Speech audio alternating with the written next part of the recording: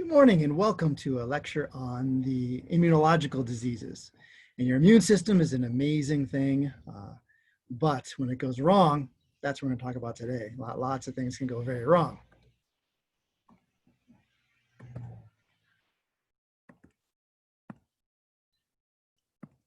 All right, playing defense. So first of all, I'll start out with 3 observations. One, you get a wound. And even if it gets infected, it will heal. And it will heal even if you don't get medication. Obviously, antibiotics and stuff can help out. But before that, we know that this terribly infected person, infection throughout the body, they get better. They fight off this invader. And amazingly, if you get exposed to a particular pathogen, it often makes you immune for your lifetime to not get it again. So these are amazing observations that show how we are a self-healing machine like this and how our immune system works. So immunity, the ability to not get affected by these threats. Our immune system includes, mostly it's microscopic. We're talking about white blood cells, especially our lymphocytes and our macrophages, and but our spleen, our lymph nodes are all, our blood system is all involved in putting this all together. And our immunity is innate, are the things that we're born with. We get sick, we get a fever. We have skin, we have mucus. These are things, even neutrophils. I mean, they go and they take care of the bad guys, they eat them. They know that they're bad and they eat them. But the cool part of your immune system is this adaptive immunity, this specific immunity, where you mount a defense against a specific invader. And you guys have the B cells and T cells that have millions of varieties. When they developed, and when your immune system developed, you made all these different varieties of B cells and T cells that have specific combinations of chemicals on it, and they're all different. And so they just wait as foreign particles go by them in your lymph nodes and various places. And if they match that particular chemical signature of that bacteria or virus or something, they will get excited, and then they'll excite their friends, and you mount this specific response. And it takes hours and days. You make antibodies and you do everything to fight it off. And then once it's gone, you have memory cells that just wait for the rest of your life. And so the next time that comes by, you've got lots of buddies, your clones that you've made, and you can really quickly fight that defense, and you don't even get any symptoms. So that's the beauty of this adaptive, acquired, specific immunity, in that it's just fights one invader, as opposed to a neutrophil. It's just going to eat anything. It's not specific, right? All right, so just terminology. Antigen is going to be some kind of foreign material. It's going to be recognized, by your body. And so it has to be foreign. Now, you've got all kinds of chemicals on your own cells, but there's a process that goes by that you make sure you don't recognize your self molecules. You don't have any immune response against yourself as long as things go right? No autoimmune disease. So antigens are foreign chemicals. And on a particular antigen, you can have different epitopes. So let's say this is a certain bacteria, and it has, as cell membranes do, they have cell walls too. There's various proteins, glycoproteins, various chemicals on their surface. And a particular antibody you're going to see is going to recognize, a particular chemical signature. But a bacteria can have many, many different. These are different. Made a triangle and a circle. And so you can have antibodies that fit different epitopes on one antigen, one bacteria like this. And so you hear about monoclonal or polyclonal antibodies, things like that. So just realize on one particular foreign invader, you can have several different epitopes or different parts that will make this immune response happen. And you hope these are things introduced from the body, or some are cancer cells or virus-laden cells are going to express differently, and they're going to hopefully be recognized as foreign so you can destroy them.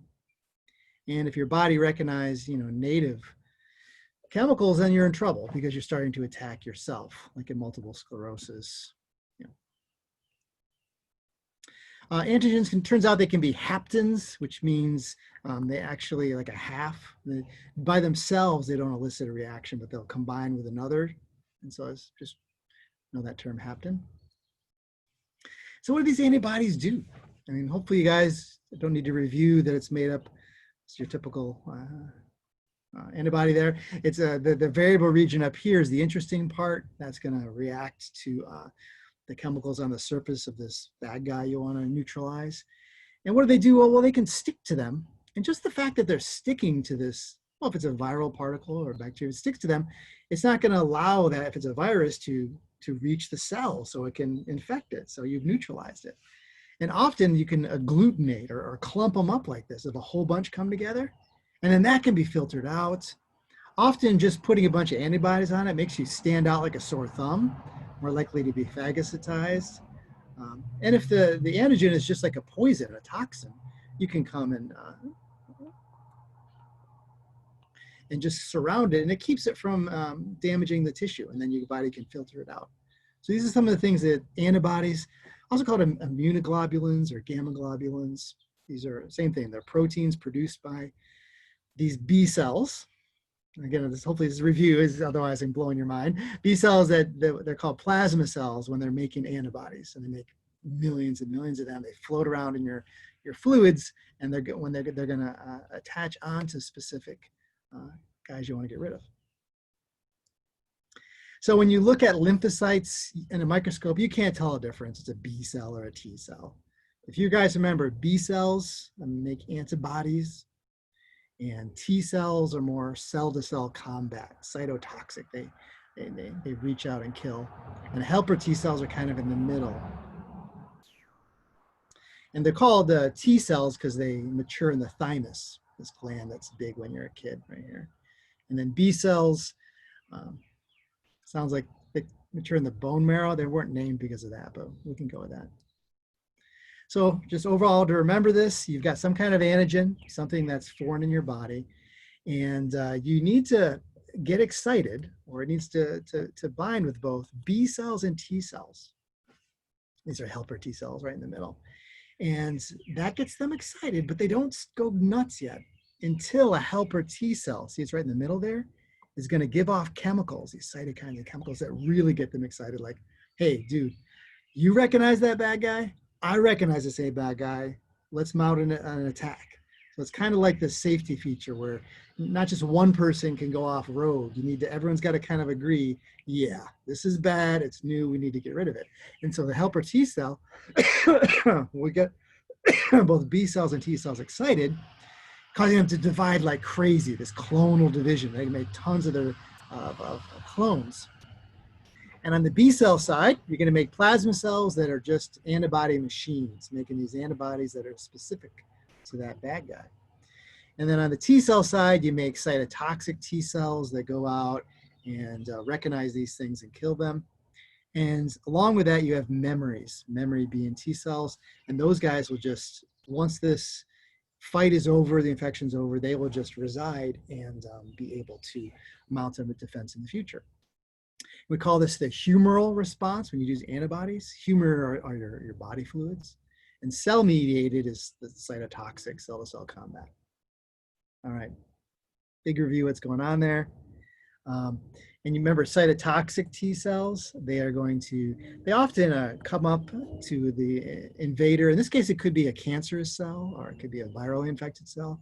And they'll shoot out these perforins and other nasty chemicals that will perforate and make holes, and it will kill. See, this is a cancer cell it's killing in this picture here. Yeah. And natural killer cells are another group, and they're like not as specific, but they go and destroy cells. Probably there's some thought that cells become cancerous often, but natural killer cells will recognize it and just snuff them out so we don't get cancer. You know, when we do get cancer, it means that they didn't work. But so these guys are not specific, but natural killers. Yeah. And just to remind you again, these B cells and T cells, this foreign material, they're kind of picky. They often want it presented to them. They want it shown to them. And it's done by these antigen presenting cells. cells called dendritic cells, macrophages. They'll, let's say this is the foreign invader, they will bring it in, they'll destroy it. Then they'll take the surface chemicals and proteins and they'll present them out there like, hey, look what I found, look what I found. And they just do that until, T cell and B cell are like, hey, whoa, you found that? That's me, I'm the guy. And then they get excited and they realize that they're up for the task. Yeah. And where it's presented on that antigen presenting cell, you have this particular molecule. We'll talk about this MHC, or major histocompatibility complex. So all your cells have this, and that's the way we recognize our own cells from foreign cells, really, is that all of our cells have MHC1 molecules on them that say, this is Jeff's cell. Don't kill me, I belong here. All right. Now, MHC2s are only used when you're presenting an antigen. So those are only presenting. So in that case, if it's on an MHC2, that means that cell found something weird and it's presenting it. All right. So this idea is MHC is very important. Yeah. Yeah. And so this is the beauty of this whole our immune system, is that if you're exposed to something, a new COVID or a new tetanus, something like that, some kind of antigen, what happens is that you will go through this process. And that's why it takes some time, because you need to be presented, then the cells need to get together, decide that it's bad, and then you have to start dividing, and then this response. And so you can see that this is weeks after this exposure, you can see the immune response like that. All right, but look at the next one. The next time you're exposed to that same antigen, the immune response doesn't take days and weeks, it's immediate or within hours, because you already have the machinery ready to go. They just need to wake them up and get them going. And the blue shows another antigen, a new disease, and that one has the same response. So that's really that key, is that second response to that same antigen is rapid and huge. And so you don't even get sick. So I got chickenpox as a kid. I'm probably exposed to it the next year, but my body immediately had the ability to just everyone to wake up and fight it off, and I never even got sick. Yeah. So that's that acquired immunity that is so freaking awesome. But that first exposure, you can see about a week or so. It takes time for you to make the antibodies, enough of them. And then when you're right in the midst of fighting it, you got tons of antibodies, but you've got to ramp up that production. Cells have to divide. All right. So immunoglobulins, maybe you guys studied these. There's a mnemonic here. You can look at that, the different types.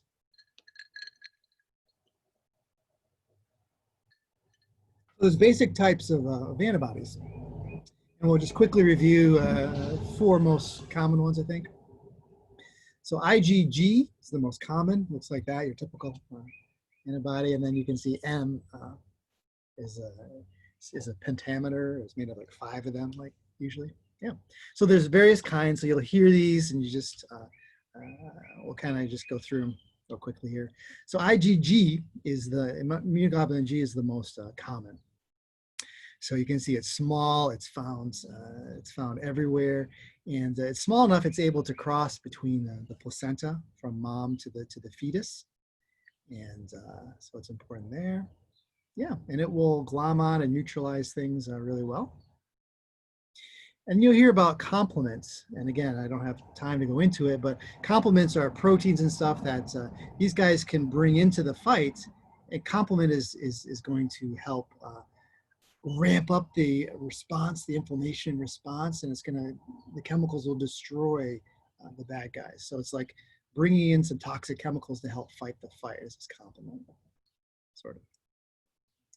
Now IgM, you can see, is much bigger. So this is not going to cross barriers as easily, get into tissues. So look at bacteria into the bloodstream. So they're going to quickly glob on even big things because they're big, and cause them to be killed and filtered out. Yep, so IgM happens quickly, and they're big, and yeah, look like that. IgA is found in our mucus in our tract and in tears and saliva, so that's how I remember it. It's kind of like in fluids. And IgE, I think about in really allergic reactions. So immunoglobulin E is going to bind with these cells that are filled with histamine and chemicals and cause your body to really react. Yeah. So nursing mnemonics here, you can take a look. So G, most abundant in all these body fluids. So any bacteria, virus, it's there. It's the most common one. A is found, like I say, in mucous membranes and also in saliva and tears. Yeah. M is just found usually in your blood or lymph and the fluids. So it's big. It doesn't really cross that as easily. And quick. It's going to fight infection quickly. It's circulating right now. Yep. And then E, allergic reactions, definitely, where you're going to have this sometimes anaphylactic reaction or this quick reaction like that. In D, it says least understood, so we're not going to talk about that anymore. Yeah. And so knowing the relative abundances of these, you can measure these. It gives you a clue about what's going on. You know, if you have a lot of IgE, it means you have some kind of allergic reaction, dermatitis, allergies, hay fever, something's going on, right? Yeah. A lot of EM, that means you're fighting a lot of bacteria in your blood, and they're big guys, and they do a good job at that. So there you go. So let's just review again immunoglobulins, antibodies, what they do. You can see, imagine you've got some kind of venom from a rattlesnake or a scorpion, and that toxin is going to go and do damage to your tissues. Well, if you can get immunoglobulins to bind over it, it kind of isolates it. It doesn't allow it to do that damage, and you can get rid of it. Yeah. And really this agglutinating or clumping up is great, because you take this toxic thing and you like stick to it, and you stick all the friends together, and you can get rid of it. This can sometimes, we'll see, glom up like your kidneys if it gets these big things like this, but at least it's taking the bad guys and clumping them together so they can't do any damage. Yep. Or they can work at lysing, so they can bind to it and then get some complement in there that will destroy it. Yeah, so this gives you an idea why it's important, these immunoglobulins. And you can get pure immunoglobulins, like this passive immunity. You can get it from your mom if you're a fetus or a baby, and you can get it in a jar. Like if you do get rabies or botulism like that, we can give you some antibodies immediately. It doesn't mean you made them yourself and you won't have a long-term defense against it, but it can work immediately. So we can just give them. Or your body can make them, get a vaccine or get sick, and you make these antibodies. Yeah, okay. A lot of talk today. It was this review of immune system, huh? And here's the MHC. These, again, class 1 is found on all your cells that have a nucleus, so not their blood cells, but other cells are going to have this. It says, this is Jeff. Yeah? And if you see a class 2, that means I'm presenting something. That's the base that I present a new antigen on. Yeah, when we talk about, getting a kidney transplant, something like that, you want to make sure you don't reject it with your own immune system. So it becomes important. Yeah, and this is recognizing yourself. The issue, what happens when you don't recognize self? Autoimmune diseases, where you start killing yourself. All right, so we look at immunological diseases. Really, you can have deficiency of the immune response. So you're vulnerable to infection, right? Or you're hypersensitive, and this is like allergies and things like that, where it's an inappropriate, huge response to an allergen. I say allergen, it means antigen, something. Yep. We look at immune deficiencies, of course, HIV, we talked about that already, but you can inherit an immune deficiency disease, or more likely you acquire it. Something happens where you become immunologically deficient, and it could be a T cell issue, a B cell issue, or both. Just put that out there. So immune deficiency could be either, and it can be either inherited or you could acquire it. All right, so we're going to talk about these 4 types of hypersensitivity, and this is your body overreacting. Well, first is type 1, and what is going to happen is that IgE is going to be involved, and so what happens is that your body is going to react to this foreign substance, and it's going to bind to these cells called mast cells. These are the basophils. That are going to be filled with chemicals like histamine mostly, and serotonin. These are chemicals that they hold, and when they're released, it causes you to have stuffy nose and to have your heart rate's going to go fast. It's going to cause this reaction. So you think about allergic or anaphylactic shock, that kind of thing. So type 1 hypersensitivity, atopic means you have an allergy to some foreign substance and has an overall big effect on you. And it causes binding that's going to cause release of these chemicals from these stored cells that are in all your tissues. So within minutes, you have this big kind of immune response you guys are familiar with maybe, or you can imagine. That's type 1 hypersensitivity. Type 2, we talk about cytotoxic, and here we're almost always talking about blood cell issues where you destroy your own red blood cells or white blood cells or platelets. So you're destroying your own cells like this. So yeah, and so imagine you've got freaking antibodies against your own red blood cells, you know, and it's going to bind to it and it's going to cause it to be destroyed. Yep. Type 3 hypersensitivity is when you have an antigen and you're going to bind to it by your antibodies or immunoglobulins, and then it's going to cause complement to be involved. It's going to go into your blood vessels, and then this complement is going to be calling the cavalry. Neutrophils will come in and they'll start sending out chemicals and they destroy or inflame your blood vessels. So the type 3 hypersensitivity is, as I described, you're going to have inflammation of your blood vessels, and you'll be very unhappy because you have this big immune fight going on. And type 4, lastly, is this delayed hypersensitivity. And that's why you get the TB test on your skin. They tell you to come back, right? 48, 72 hours later. It's delayed. Yeah. And so this delay is when your body is, what it's doing is not just waiting, it's doing the process of going through and presenting this antigen and making the B cells and T cells and getting everyone excited. Yeah. Yep. So a couple days, in this example of poison ivy, you get poison ivy, you're exposed to it, you think you're fine, you know, when you go home, go to sleep, but then all of a sudden that next night, you start seeing it like, oh man, and then you've got weeks of a rash and itching, but yeah. All right, so how do we know it's one of these hypersensitive reactions versus just another reaction, you know, not an immunological reaction? Well, I'll give you some clues here. First is this delay.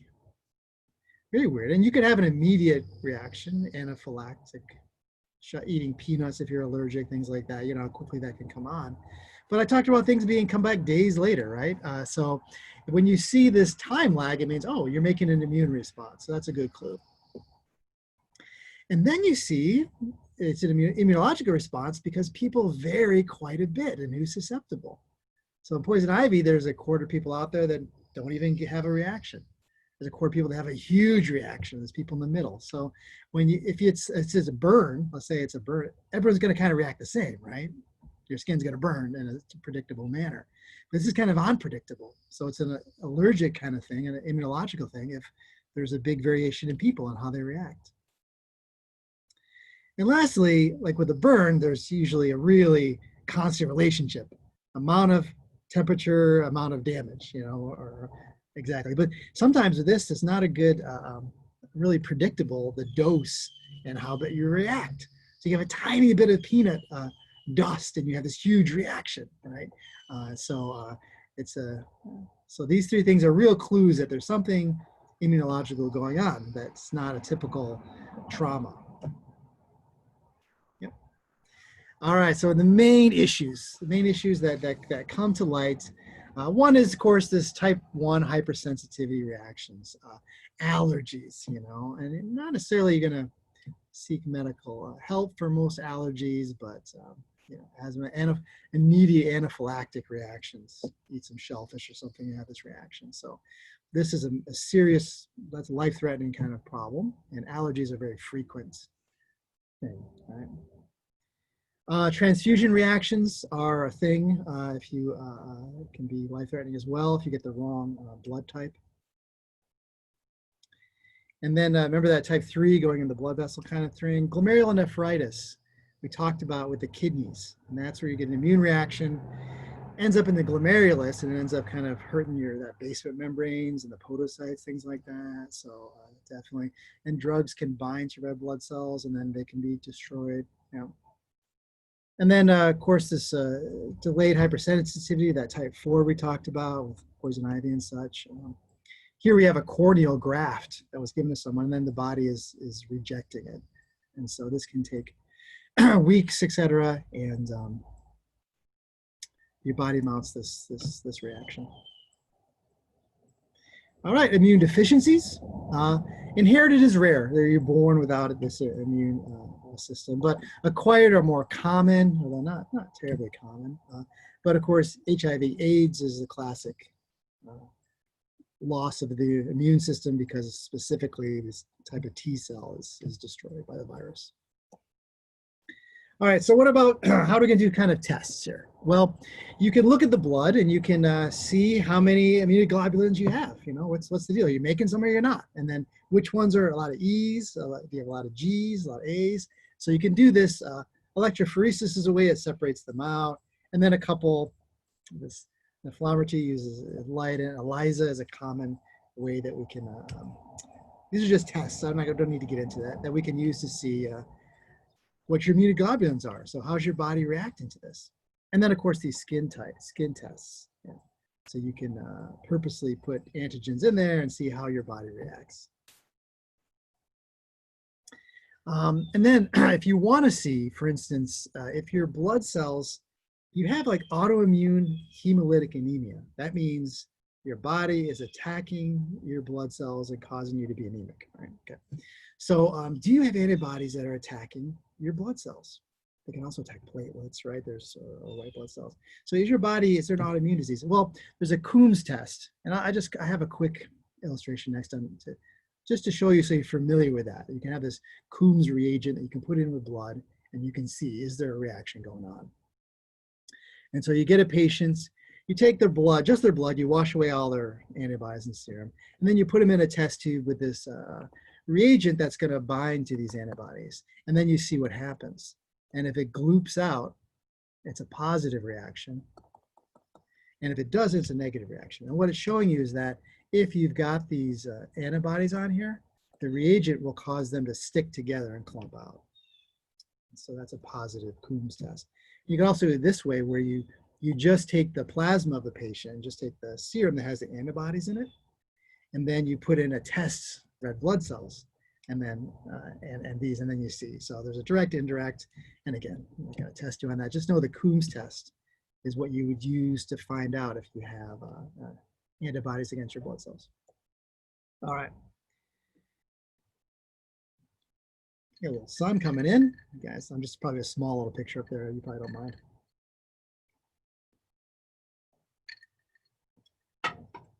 All right, so how do we diagnose one of these type 3 that's attacking the blood vessel walls? Normally it's because you look at the disease and then we have an idea that this is happening, right? But you can look and test to see if they have specific antibodies and things like that. It's often immunofluorescence, where it glows in the dark. You can, it's just a real fancy way of tagging. And so this glomerulus here, which looks unhappy, I know you guys aren't histological experts, but it's way too dense and rich. So you're having a reaction there. And so your kidney is going to fail because this glomerulus isn't working. And so these cells, if you tag them, to look for specific antigens or antibodies on there. These skin tests, I've never had it done. I don't have any particular allergies or anything like that, but I think it's cool. It's a cool idea. Look at that, trees, grasses, weeds, sage, dust mites, and then molds. And it gives you an idea. It just has a clue what to try to avoid, you know, and if you love cats and you have a cat sensitivity, sometimes you're like, you know, I can live with this. But yeah, and of course you get this as delayed, and so you come back to get it tested, checked. All right, autoimmune disease. Pretty much autoimmune diseases are tough to really to pin down, to diagnose. I mean, you know, you can do a culture and know if you've got particular bacteria, but autoimmune, it's just a little more high tech, right? You're looking for, is your body attacking its own cells, not if there's an invader coming in, right? But there's an ANA test, and I don't need to get into it, but it's a way to test if it's an autoimmune disease. Let me leave it at that. And then you can particularly look and see what part of your immune system is having an issue. The example, of course, being HIV, you know that a certain kind of T cell, a CD4 T cell, the numbers are going to be depressed. You follow that to see the progression of that disease. All right, let's talk about some specific ones. Although in the intro, it really gave us the meat of this, and now we'll just get to some specific things. Yes, so if you're immune deficient, you're going to be more susceptible to infections, right? You're going to get, when your immune system goes, you start getting more cold, more pneumonia, and you start getting attacked by things that a healthy immune system would never allow. And if it's inherited, you just have really low levels of these gamma globulins or immunoglobulins. And if you acquire it, it's usually not that bad, but it's also low levels. So they can look at the levels, and if you're immune deficient, you don't have the antibodies you should. If it's specifically, a T cell issue, like with HIV, then you'll often find that you do that TB test, and you come back and you don't have a reaction, even though you actually have been exposed. So there isn't the reaction. If there's not enough T cells, they can't really go and make that reaction. And you can even have less antibodies, because if you have a T cell problem, remember, you need helper T cells to get the B cells excited to make antibodies. So it can have an effect not only on the amount of T cells, but the amount of B cells that are excited. Yeah. And we've already talked about AIDS, acquired immune deficiency syndrome. The virus, instead of attacking a skin cell, which wouldn't be so bad, it attacks one of your immune cells that you need, and you die of opportunistic infections. All right, well, very interesting, these atopic allergies. That means, atopic means some substance that you overreact to. Yeah. And again, there's a lot of mystery here on why people differ and how you become sensitized to these things. Interesting, looking at peanut allergies, you see that it's really become huge in the United States. And because we roast our peanuts, it probably gets, there's proteins that get really amplified. In China, they boil their peanuts. Other parts of the world, you have boiled peanuts, and they have less of this peanut allergy. And Chinese kids that come to America, they get the same risk as American kids. So it's probably environmental, not genetic, Rashawn. So things like that. It's just some cool things. And yeah, okay, well, I won't get off too much on that. But what happens, of course, is these vasoactive amines. We're talking about histamine mostly. So histamine is released. The IgE attaches to your mast cells that are going to just give up all these chemicals, and they're going to cause your body to have this huge reaction. And it's going to dilate your blood vessels. Yeah, and so your blood pressure is going to tank, and your nasal passages will get thick. And it constricts other smooth muscle, not on blood vessels, so that your bronchi get constricted. You can't breathe, your blood pressure is dropping. Of course, histamine makes your capillaries leaky, so you're gonna have edema, maybe hives like that. And even some glands, like mucus glands, are stimulated. So everything to make it hard to breathe, right? You got more mucus in your bronchi, it's constricted, your blood pressure is low. Yes, so this, and if it's dangerous, is anaphylactic shock, right? If your blood pressure just gets really low and you have this huge reaction, and death is at your doorstep unless you do something about it. And so what you will find in this kind of reaction, of course, is you can look at the skin and look for the reaction. You'll see, so immediately you can have hives breaking out.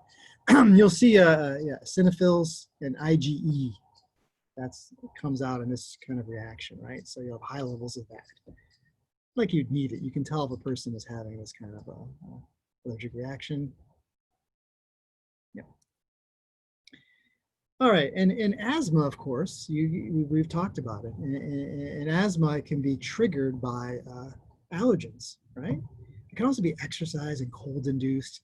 And see, that's why when we talk about asthma and these allergies like hay fever and stuff, how it sounds like the same thing, because both of them are mucus constriction.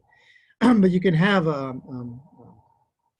asthma without necessarily some kind of antigen coming in. So that's the difference. But you guys, you're all familiar with asthma. We talked a lot about it, right? You're going to have fluids building up in the bronchial tubes. You problem is really breathing out, and you can get status asthmaticus where that's dangerous, where you're just it's not it's a long-term thing, and you pretty much need to go to the hospital to break it. And we hear allergic rhinitis. Hay fever is the common term for this, but there's no fever, no hay. Right? Okay. But the allergens are usually plant pollens, and they're kind of seasonal, so they get bad when you get a lot of ragweed. Or now here in Maine, we have a pine pollen that comes where I am. This gets on the furniture or anything like that. And it doesn't bother me. It's just a nuisance. But if you were hypersensitive to it, then you would have an allergic reaction. Yeah, and of course, people that deal with this, I mean, sometimes they live in conditions where there's, the inside where there's too much humidity and other irritants that are going to exacerbate the problem. So if you're helping them, you talk about, well, can you move to Arizona? Things like that. It's obviously not always the case, right? But yeah, edema, hypersensitivity, and you can have secondary infections because if you clog up your sinuses or your eustachian tube, that's going to cause fluid to be trapped, and then you can have secondary infections happen, right? So that's an issue. And if you have continuous, you can have these nasal polyps because the mucus glands, they just get big, and you have these, they can actually block off sinus openings and stuff.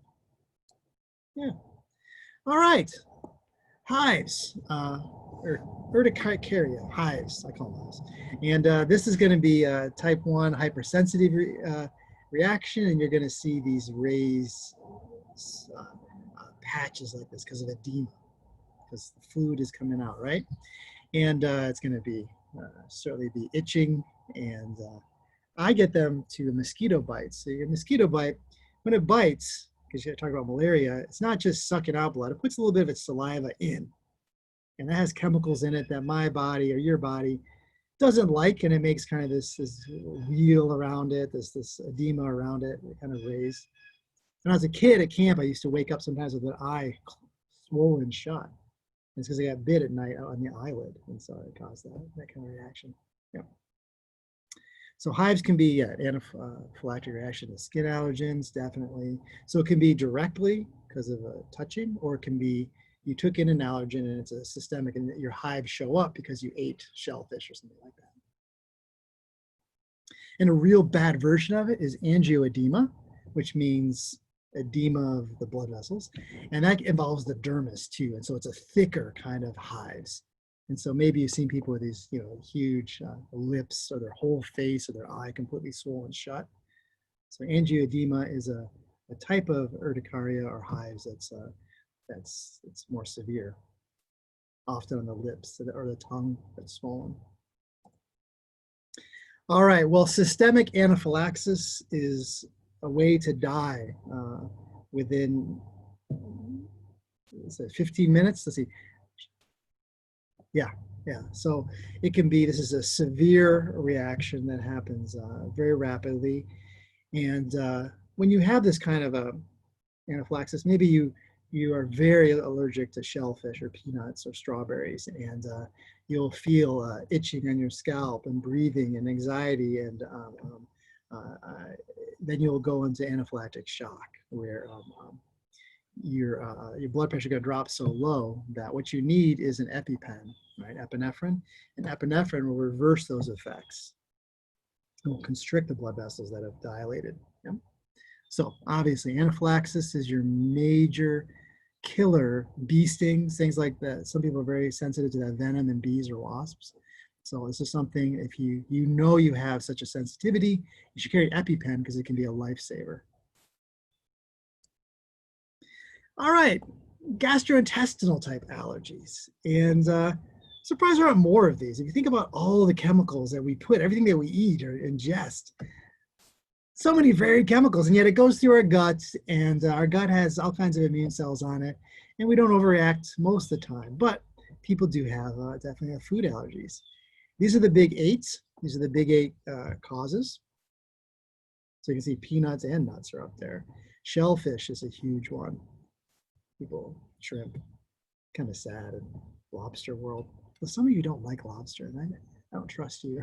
I'm just kidding. It's delicious. I digress. But what happens, of course, this kind of allergy is you get diarrhea and cramps, and you know if you have this this food allergy, and hopefully you can avoid it.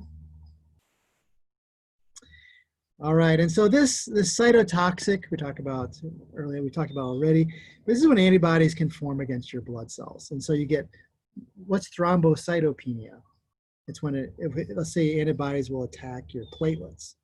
Leukopenia, attack the white blood cells, or anemia, you've got a hypersensitivity against your own red blood cells. So that Coombs test will help you diagnose this.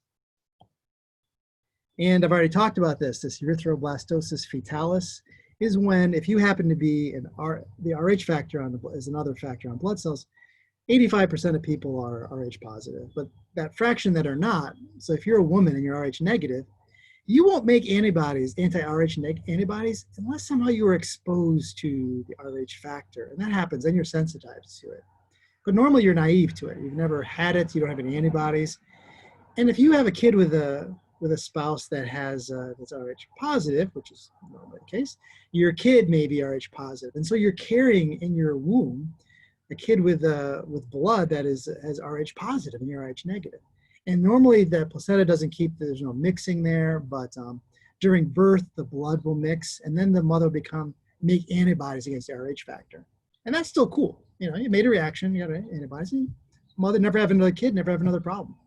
But if they were to have a second kid that was also Rh positive, those antibodies can cross the placenta and attack the fetus. So this is a very rare disease today because we test for this. We blood type people. And if you happen to be Rh negative and you have the antibodies, it's just watched very carefully, and there's drugs. You can give drugs to a mother even during the first birth, so that she doesn't make the antibodies. But if before this happened, we knew what was going on, it was a very serious, deadly condition where the fetus its blood is being attacked by antibodies from mom. All right. And blood transfusion reactions, also very serious. You give the wrong type of blood, and which used to be done before we figured out blood typing. And the patient, you start seeing get anxious, hearts, their kidneys will fail because they're going to attack this blood that's not the same type. Because if you're type A, you've got anti-B antibodies. Early on in your baby, you develop those. Whatever you don't have on your blood cell, you make the antibodies for. So if you're type AB, you don't have any anti-A or anti-B antibodies. If you're type O, you have both anti-A and anti-B antibodies. I don't have to teach you guys this because you learned it, right? So you guys understand that?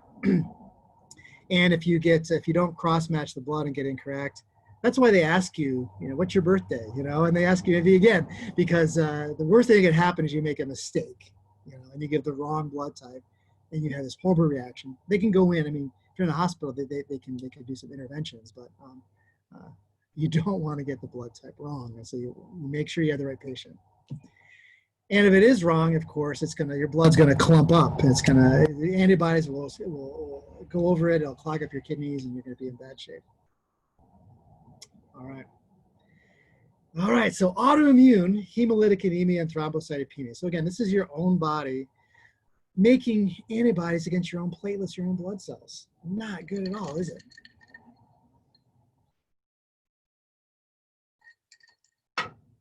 And so we invoke that Coombs test again. And if it's a kind of a chronic thing, they will often do a splenectomy, because the spleen is the site where you will really attack and destroy these blood cells. And so you get rid of the spleen, you can live without it, but it will help tamp down this destruction, because your spleen will enlarge and destroy more and more cells.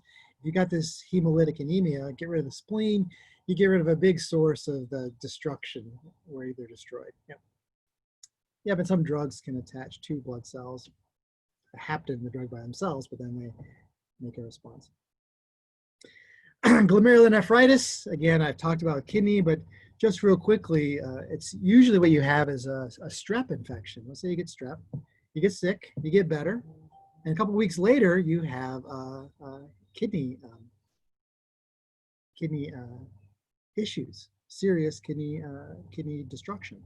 And what happened is that those antibodies against the strep, they did their job, and they also they're going to like clump up the strep that they find, and of course they're going to travel in the blood, and they're going to find their way to the kidneys in the glomerular membrane, and some of those antibodies will attack the glomerular membranes and podocytes and endothelial cells and that really delicate filtration membrane, remember? And so you get glomerulonephritis secondary to a strep infection. So it's the common cause of this disease.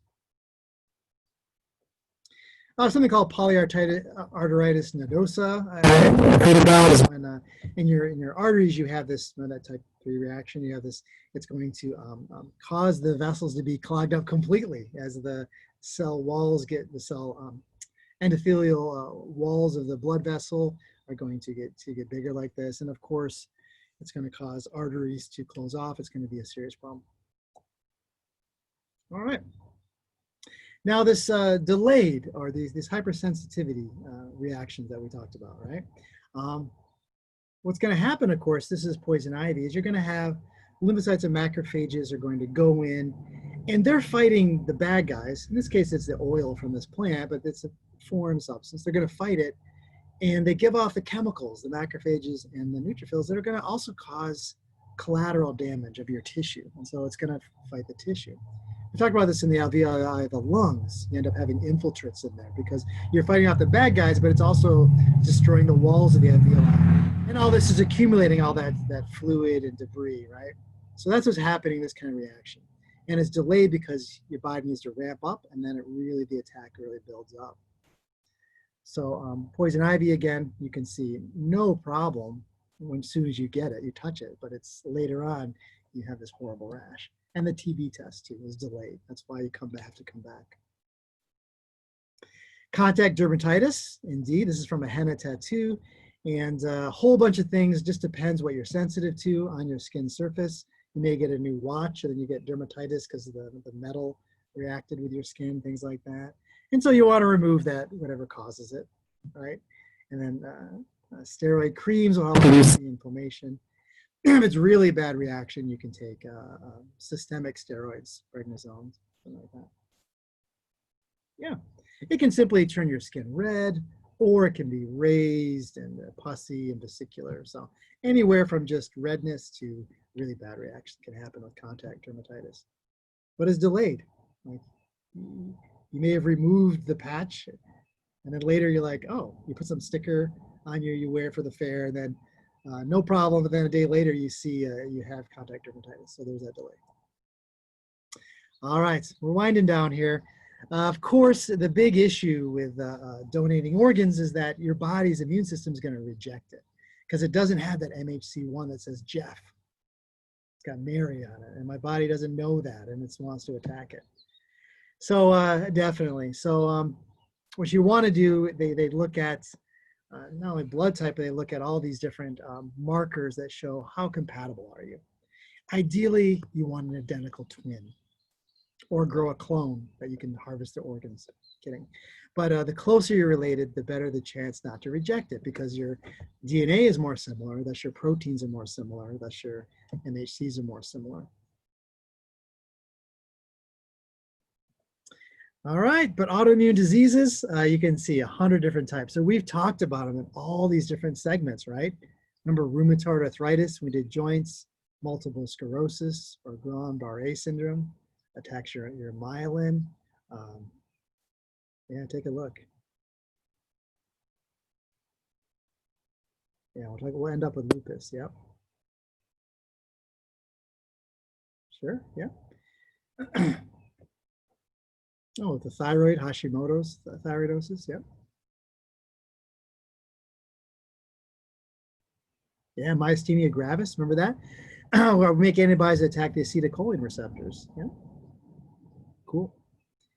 And we'll end up, the last thing on this lecture we'll talk about is lupus. And yeah, we'll see it's going to attack a whole bunch of parts of your skin. Yep, and so it's recognizing your own DNA or proteins, and it attacks it. Here we go, yes.